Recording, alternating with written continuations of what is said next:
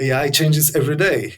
It's very hard to feel bored because look, like 3 years ago, who would have thought about Gen AI? Who would really kind of consider that this will happen to us and we'll have everybody, including my parents and friends and family, will access ChatGPT.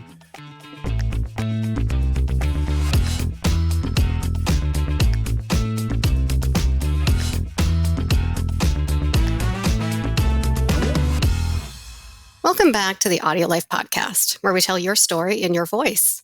I'm your host today, Carrie Purcell, and today I'm joined by Rafal Janczyk. We're going to talk about entrepreneurship, team building, and one of the hottest topics of today, AI. Now, Rafal is a successful serial entrepreneur. He founded one of Europe's biggest independent AI service providers, and you're going to hear the story behind how he built it.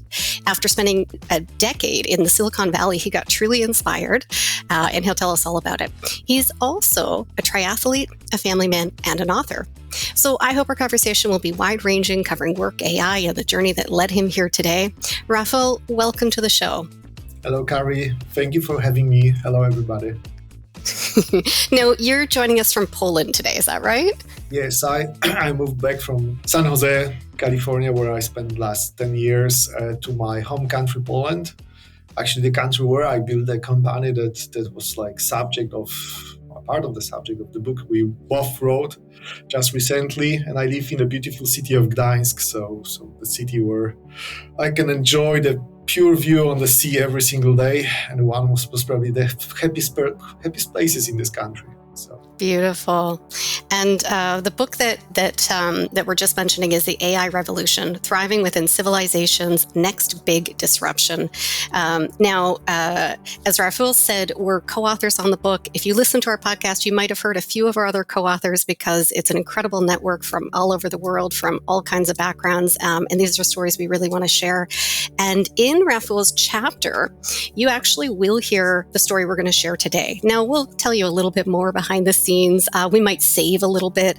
I found his chapter to really be a roadmap for entrepreneurship, for leadership, and team building. So I'm excited to share that part with you. It's chapter 12, and it's called Entrepreneurship and AI: Building Teams and Thriving Through Innovation and Resilience.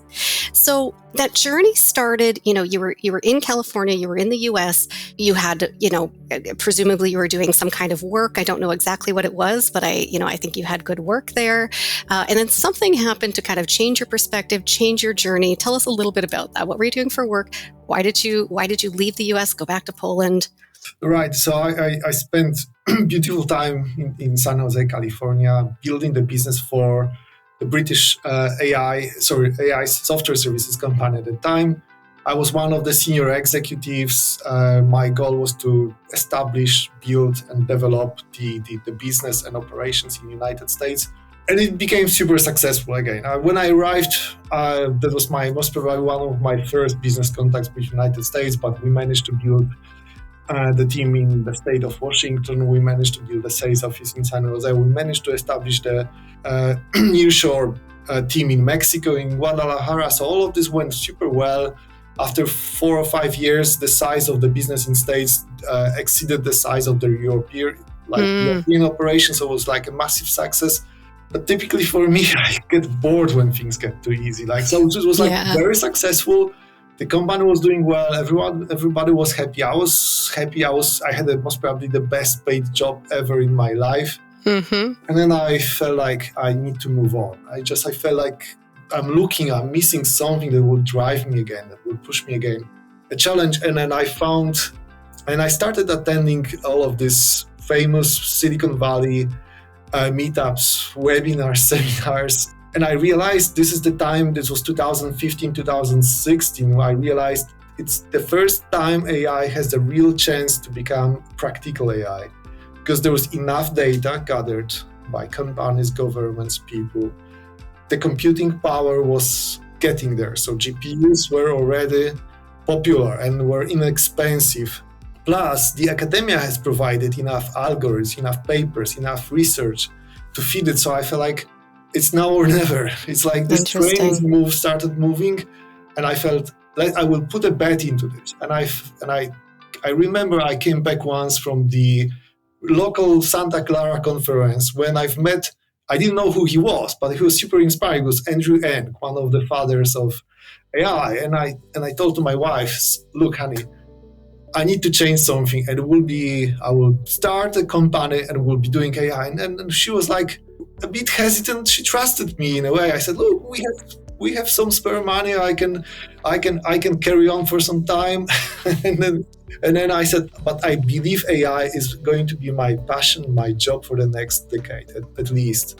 So this is how it started, from pure passion. I was looking for passion. I was not looking for success itself, for more money, or I was like trying to start something, a new journey. And then this was that kind of trigger. So and then, of course, a lot of other things have happened. I was looking for the co-founder because I'm a software developer by education. Yeah. I was a programmer at the beginning of my journey, but I've never done data science. And I felt like I cannot do it and also build a team. So I was looking for a partner, and I felt like I should find it in my home country, Poland, where I trust, I know how good the technical abilities of people are. And I use my favorite tool, which is LinkedIn.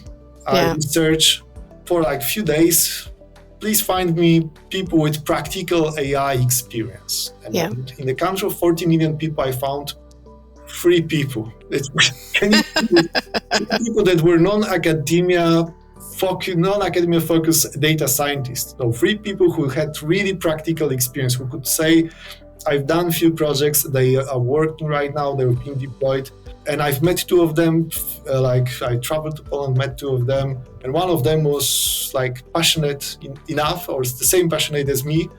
And he said, all right, let's build a team, let's try it. And then that's how it started, with 2 people, 2 guys.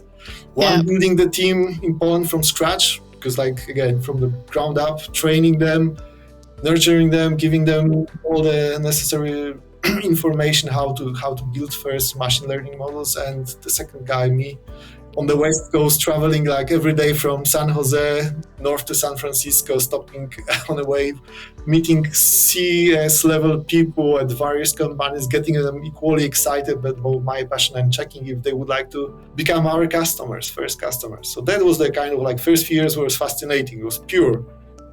From the perspective, there was only challenge: find customers, train the team. Deliver first projects, get more customers, and So the purity of the first days were super fascinating, but wasn't easy. We've made it. I know, listening to you, just find customers, do the projects, do it a little bit more. It sounds simple. We know it's not that simple. So you had a very comfortable, well-paying, successful job. It sounds like you're really a builder, right? So you had built it up to the point where you got bored. It was built, it was working. You needed something else to keep you excited, and something else that you could really feel passionate about. At least that's how it sounds from here. You had a wife, a partner who just trusted you. Maybe she had a few questions or concerns, but ultimately sounds like she trusted you to let you go for it. And this was 2015, 2016. So we're going back a decade. You said that you felt like the train had started moving and you didn't want to miss it, which is interesting, because before we end this podcast, we'll talk about where the train is today and if people have missed it and if they should get on. But ultimately, it led you to, and by the way, your co-founder story, which you do talk about in the book, I love how you talk about it. You found the 1 in 40 million, but actually it was just the 1 in 3 that was available at the time that fit the criteria. But it's a great story, and it sounds like that one was actually just the perfect partner that you needed to launch this and build the business you've built over the last decade. So it's a really interesting story to start. Now, you had, given that it was 10 years ago, and you do touch on this in the book, in your story, and you talk about it with your co-founder story, that there just was a lack of talent. So talk to us about how you ended up having to creatively think about sourcing talent, how you trained talent. What did you do with that? Sure. I kind of based on the previous experience. So in my previous job, we've been dealing with mobile software development. And again, I started this 10 years before this, 2007. My task was as a site director to build a team of mobile software engineers, which were not present there. There was 2008 was the time when 2007, 2008 was a time when iOS and Android operating systems were released, and you had to learn, you have to train for it. My thinking was like, again, I was not to be very honest, I was not overthinking it. I felt like it's a skill, it's a kind of like knowledge you can absorb. So like it's data science, it was mobile software development, and in the future maybe there will be something different. With clever people, with very well trained academically people, you can achieve a lot. So we just basically took assumption that if we find people who have enough passion, because like there needs to be a driver, you need the human brain is getting knowledge best if it requires the knowledge. So that you know it, Carrie, most probably from your school, you were the best in the classes that you enjoyed, where you wanted to get knowledge, not the ones that you were forced to, but the same with any other area. So with Łukasz, we sat down on the very big, my co-founder, which I say hello again. Is it Lucas? Is that right? It's Łukasz. Hi, Lucas. So he's a great person. He was inevitable on this journey. But like we agreed with him that let's find people who are as near as possible to this area of expertise. So we decided let's look for statisticians, mathematicians, econometricians. So people who understand statistics a bit, who understand math a bit.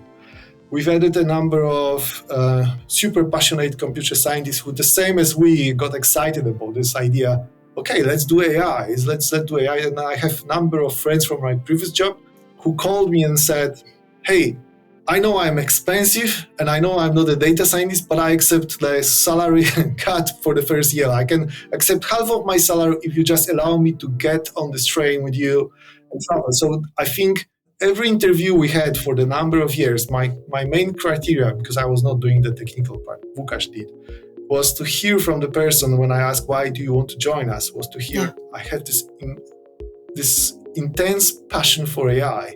I just want to do it, the same as you guys.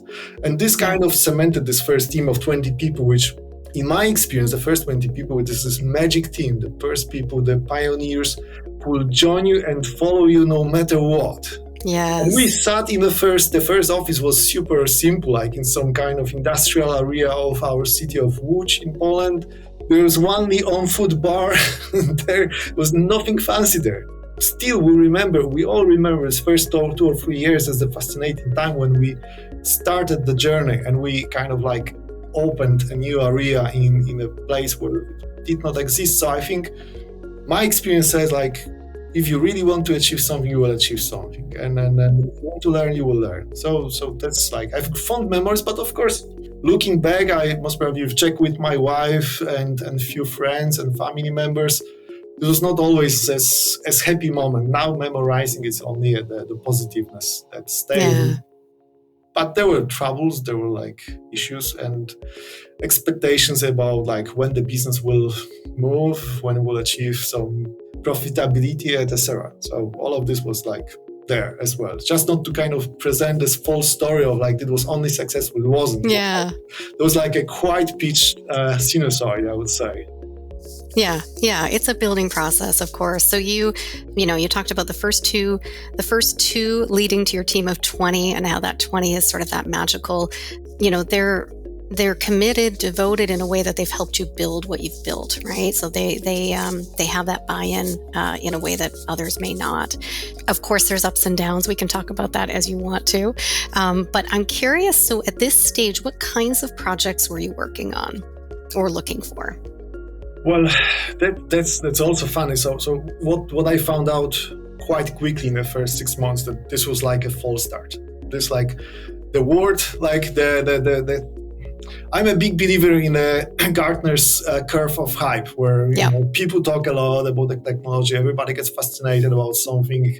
Yeah. And then the reality is nobody's really implementing this. Nobody's executing this. We just all gather on the conferences. We talk about this. We are super happy and excited.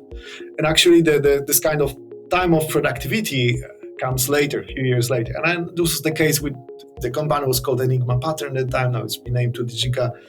So we were like not seeing lots of business coming. So we were like accepting any kind of business. And the first one was proof of concepts. And some of them were free of charge. Some of them were commercial based, but all of them were proof of concepts. And then this was like a long 2 years until we saw like a first project which evolved out of POC into the production.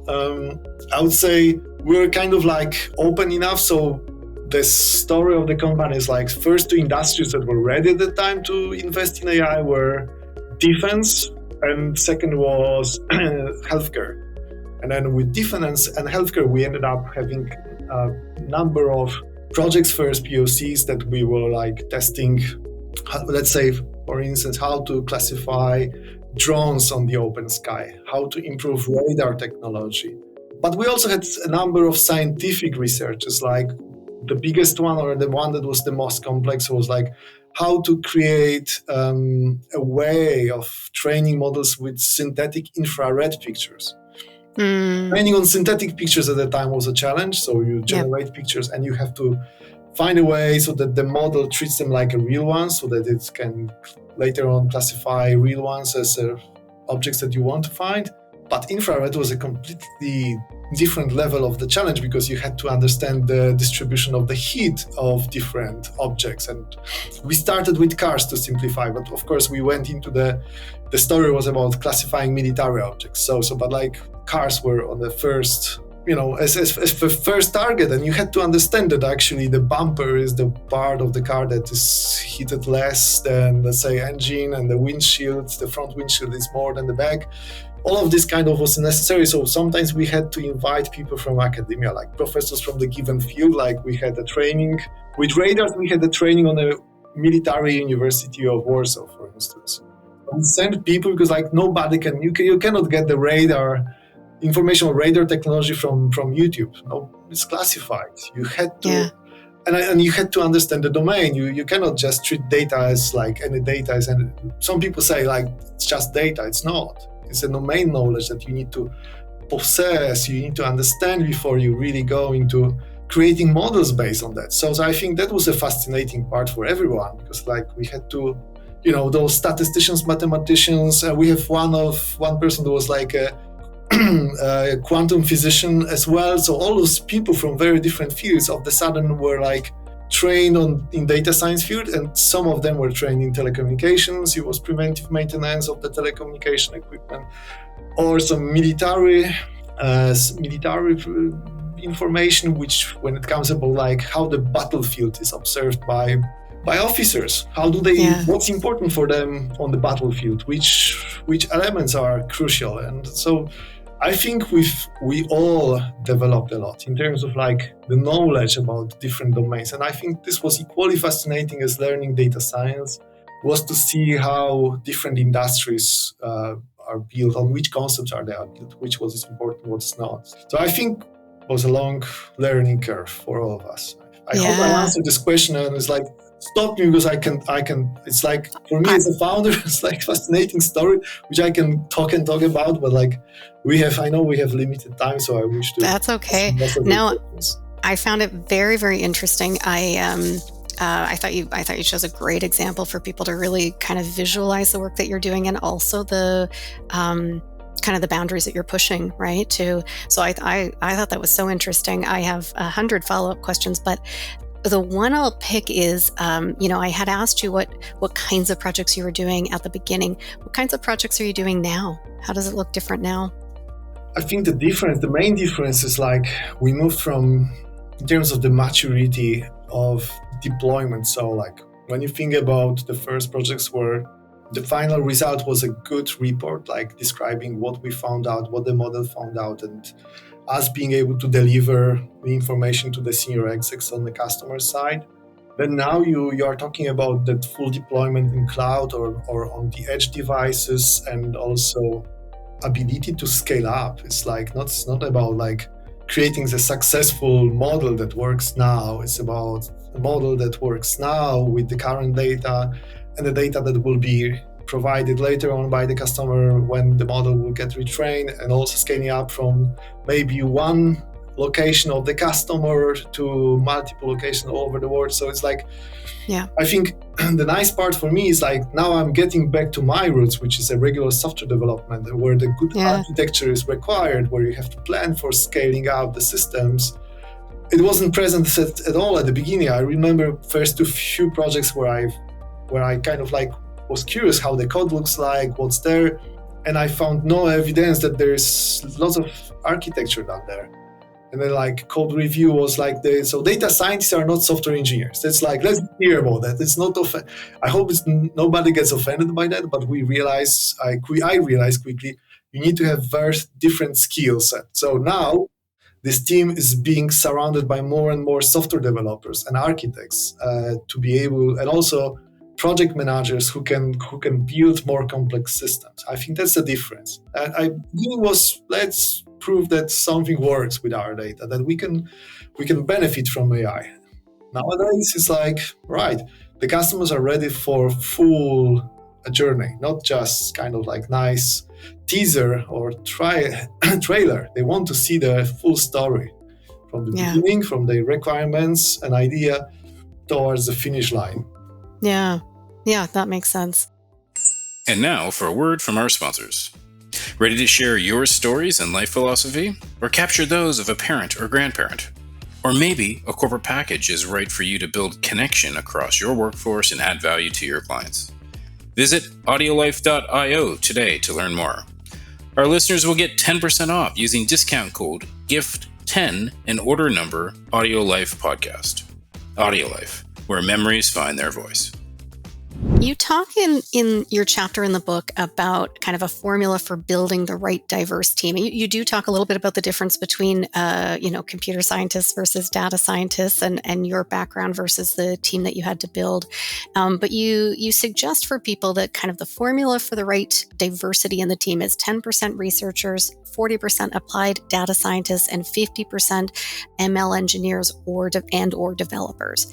Is that what your team looks like today? Is that is that still the right formula? It is. So the formula has not changed. Even if the team right now is not exactly as I presented it, it's like aiming this direction. And I can feel like I just explained this in a previous answer. Like it's evolving this way. We need to have software developers that can take the model and turn it from the Python code that it's easier to write into the C++ code. There you need to have people who can deploy it in a cloud and make it scalable. So I felt like I think I thought about this like 10 years ago. It's evolving like just to be one more way to create a software. That's my thinking about it. That's a good perspective. It's a way to create software. It was an art when we started. It's still perceived like this superpower skill. I truly believe like in few years we'll just kind of get it commoditized. We'll just get used to the fact that this is the way you write code when you want to have AI factor, that you want to have machine learning model inherited, and this will be super normal. And I think it's also very healthy because it will get standardized. There will be less and less errors in thinking. It will understand what the good structure of the data is. So I think it's right now getting to the high level of maturity when it comes about the software production process. But it wasn't there at the beginning. I have to say that I was truly shocked when I felt like I've seen what was the effort behind creating first models and then what is now once we learn how to do it professionally. Also, the project management has changed as well. So one of the biggest obstacles which I've observed was we employed Daniel, who is our prototype for the project manager. He's right now chief operating officer. And Daniel had already 15 years of commercial experience running projects. His first year wasn't easy for him, and nobody made it easy for him either. Because he had to understand data science, he had to understand the challenges. We run projects in an agile mode where sprints were 1 day long or 1 day short, which is was like research on AI was very different to running regular software projects. So, and over the time, thanks to him and thanks to other people who joined us later on, we developed a kind of structured way of approaching data science projects as well and managing them towards expectations, meeting the budget, schedule, and all the customers' criteria. But it wasn't natural at all at the beginning. I remember the first time we sat down after a few weeks of him being with us, and he wasn't happy. So it brings up a question for me, because there's been a ton of kind of learning and evolving over the past decade where you said that you wanted to get on that train, but like you were quite early on that train, right? And you've been called a pioneer in the space. So you helped to carve that path ahead. So how much of your team structure, which again seems like a formula, and the types of projects you're approaching, the business plan, so how much of that was planned, and how much of it, if it was planned, went to plan? All right. So let's be honest. Like, there is a startup. You know that. Well, I had of course, before I started, I had a business plan. I had like a business plan for 2 years, and I kind of had some planning towards like how much we will earn, what type of people will employ. But the business plan for startup is as good as it is on the day one, and it's typically you have to be very nimble, very flexible, and change your expectations. One thing that I never changed, and I decided there is no way to remove this, is like we do AI and AI only. So when there were like people showing up, hey, maybe you would like to do a piece of software that is like not having an AI factor, I was refusing it. I was like super stubborn about that. Even if there were times when we were running really lean or we needed help, we needed money, I was like super convinced if we get out of this path, we will become like a regular software house. And then if we focus on this, maybe we'll be super lean in terms of like profitability of the company. But then this will be the way to build our skills, to stay focused on and stay on this path. So I sacrificed a few things, like, all right, we will be smaller than we predicted, we'll be less stable, because like the projects that we got were usually very short in time. This is the nature of data science projects, especially on the POC stage. Like, you are talking about 3 people for 3 months. You are talking about like short visibility, and then like it's very hard to plan business based on this. But still, it paid off. It's like, I think we have the first team that we can, like, if you think about right now, we have 70 people that are in data science, machine learning, and then that are ready-made. So if you give us like a huge project, we'll cope with this. There are people who spent 8 years doing nothing else but this. So that's my kind of like thing. But on all the other things in terms of planning, I think most probably I will develop a few other companies in future if I find another fascinating areas which will just keep driving me. But I think planning too much doesn't help. Not that with the startups where you need to have the vision, of course. And the vision was, let's create the best AI team in the industry, independent team that will help regular industries like, again, defense, medical, but also maybe construction, to get the knowledge from academia and apply it. Applied AI was in our minds, so practical applications were making us always happy, rather than theoretical solutions, which are great. Then we'd always left this to guys and girls from academia who did very good job for us and for everyone. No, I love that description of a mission-driven business that has to be flexible, has to be agile, has to be innovative, but just sticks to that mission. You write in the book that your mission was build the best independent AI team and deliver top-notch services. So that means that you had to give up some software projects, even if they came to you, it didn't match the vision. That said, it sounds like everything else, maybe didn't go to the original plan. Great advice to not over-plan something that is going to have to be flexible, is going to have to change and innovate. You talk about the importance of staying innovative in the book, and we don't want you to get bored, because we know that means you'll just move on to the next thing. How do you keep that spirit of innovation alive in your company today?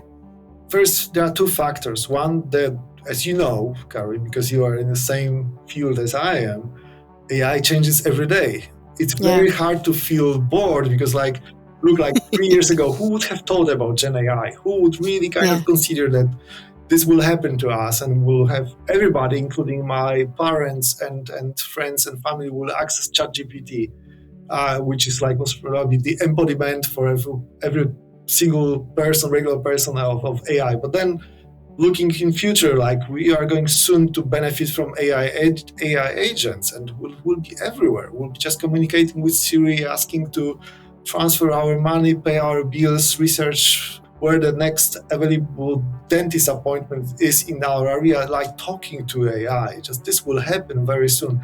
So I think this one thing is guaranteed, like the development of AI, the pace guarantees the success. I was just memorizing because our team is right now in Nashville on CVPR, which is Computer Vision Conference related to AI. I was there in 2019. We had the expo in Long Beach, LA.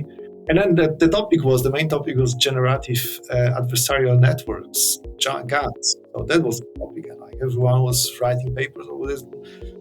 It's no longer there. We talk about like agents now. It's like this. So this is one factor. Second, innovation. I think a lot of my philosophy of building teams is to, if you have ambitious people, if you employ right people, they drive your innovations. They will not let you do boring stuff. They will not let you stagnate. They will just push you the same. So if you lose energy as a founder, people who you employed will help you, because they will say, hey, that's boring. I've seen it many times. Like, we've done lots of radar projects, so radar technologies come. But radar projects are relatively easy in a way.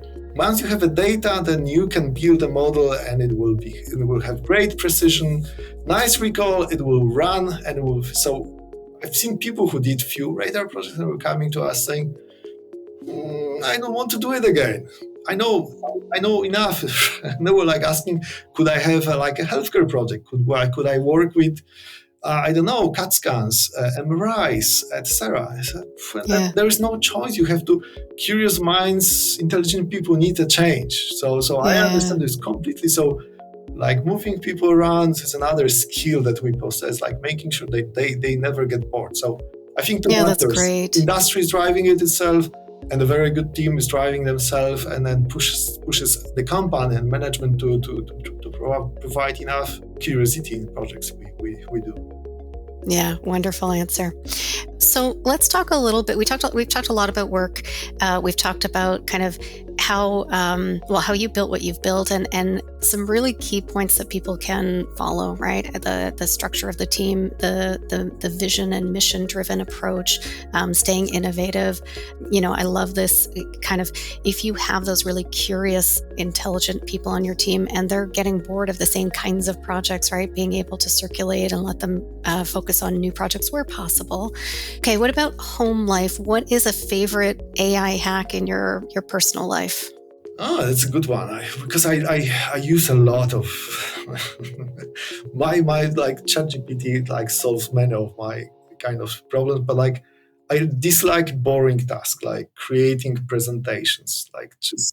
Or I'm expected to write a very good positive emails, and I'm super direct. So sometimes I write email and I say to chat, could you please make it more professional? So that's a thing.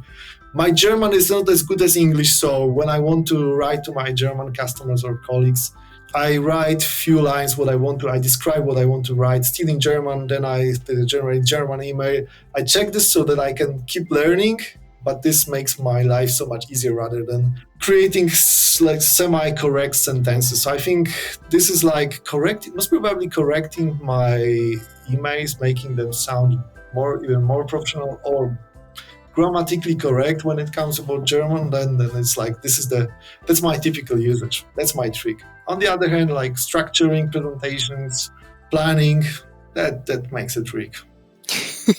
So great, really, really practical uses. What about, at the beginning I mentioned you're a triathlete and you're also a father.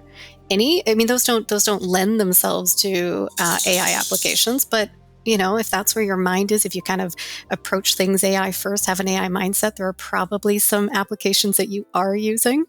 Anything you want to share with us? Any tips or hacks? Oh, I'm not sure. What I love about my life is just I try not to combine my areas. I try to separate them. So when I'm a father of 3 daughters, beautiful, super clever daughters, and I try to spend time with them without talking about my work, and it's sometimes very hard to get detached. The good part about triathlon is the good and bad part of triathlon is you spend long hours alone, so it allows you to think. So maybe triathlon and work works well because you're on your bike for 3 hours. There's not much else you can do, but you can think. So usually after a good 10K run, I have ready-made solutions of what shall I do at work level. So coming up with ideas is like definitely a good part of the triathlon. On the other hand, it's like your brain is super fresh after intensive training, and you have to do it. So I'm doing the half Ironman competition every year, which what means at least for half a year I train 6 days a week, and it's getting more and more intensive as I get to the time of the competition, and like you cannot feel very stressed after this training. You just finish the training and you either do your job or you do your job and do the training. And then after the training, my level of stress is limited. So that's my kind of remedy. And then most probably I'm a better father to my daughter. Yeah. Hopefully they think the same. But like, and then now I started training. Also, I involved them in my training. So that's another nice part that the older ones can join my runs, and I'm no longer alone on this kind of long distance Very running. cool. So I asked you a question about how AI enters your personal life, and you answered it by basically telling me how your personal life balances your work, right? How you leave work when you go to your family life. Exercise helps you to think, helps you to relax, helps you to get your mind fresh, and also allows you to incorporate time with your family, with your daughters. I love that answer. Thanks for sharing that with us. I didn't ask you how we can live a balanced life as entrepreneurs, but you gave us a great answer. It's not always as ideal, but I try to achieve this, what I just presented. So keep it balanced and separated. Good. So I just have a few more for you. We're getting close to wrapping up. So we've talked a lot about your journey that you share in your chapter and in the book, The AI Revolution. What's one key insight or takeaway that you hope the readers will walk away with? I think this is the final bit of my chapter. I told you that 2015-16, I felt like this urge to be early on the train, not to let the train leave without me. And looking at the development of AI, I think the train is still there for everybody. And then I truly believe like not getting on a train is detrimental to your personal and professional development. Like I know that everyone is using this description like AI will not take your job, but the person with AI will do. It's super true. So I think it's like neglecting the fact that AI has been created, that you can use it as a good tool. It could help you to become a, let's say, more aware person, like making faster decisions or like making better decisions. Like everyone should be aware of this. I encourage anyone I think right now anyone can definitely benefit from having access to at least large language models, and then they should treat it like they should treat it like an opportunity. And I'm not meaning that everyone right now should get and become a professional data scientist, because like that's probably a path for a limited part of population, but like users, we should become users. I think this is like the message of mine, like get on the train, don't neglect this.